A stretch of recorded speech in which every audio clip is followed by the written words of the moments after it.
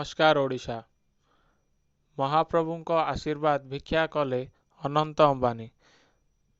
ବିବାହ ପୂର୍ବରୁ ମହାପ୍ରଭୁ ଶ୍ରୀ ଜଗନ୍ନାଥଙ୍କ ପାଖରେ ଆଶୀର୍ବାଦ ନେଇଛନ୍ତି ରିଲାଏନ୍ସ ଇଣ୍ଡଷ୍ଟ୍ରିଜର ମୁଖ୍ୟ ମୁକେଶ ଅମ୍ବାନୀଙ୍କ ସାନପୁଅ ଅନନ୍ତ। ମଙ୍ଗଳବାର ଅନନ୍ତ ପୁରୀ ଆସି ମହାପ୍ରଭୁଙ୍କ ଦର୍ଶନ କରିବା ସହ ବିବାହ କାର୍ଡ ସମର୍ପଣ କରିଛନ୍ତି। ଗତ 19 ତାରିଖରେ ଅନନ୍ତଙ୍କ ନିର୍ବନ୍ଧ ରାଧିକା ମର୍ଚ୍ଚାଣ୍ଟଙ୍କ ସହ ମୁମ୍ବାଇ ସ୍ଥିତ ବାସଭବନରେ ସମ୍ପନ୍ନ ହୋଇଥିଲା। ତାଙ୍କର ବିବାହ ତାରିଖ ଘୋଷଣା ହୋଇନାହିଁ। ଅନନ୍ତ କାଲି ଅପରାହ୍ନ 4ଟାରେ ଶ୍ରୀମନ୍ଦିର ଆସି ମହାପ୍ରଭୁଙ୍କୁ ଦର୍ଶନ କରିଥିଲେ। ଅନନ୍ତଙ୍କ ଦର୍ଶନ ସମୟରେ 10 ମିନିଟ୍ ପାଇଁ ଅନ୍ୟ ଭକ୍ତମାନଙ୍କୁ ଶ୍ରୀମନ୍ଦିର ଭିତରକୁ ଛଡ଼ାଯାଇନଥିଲା। ଫେରିବା ବାଟରେ ସେ ଗଣମାଧ୍ୟମକୁ କହିଥିଲେ,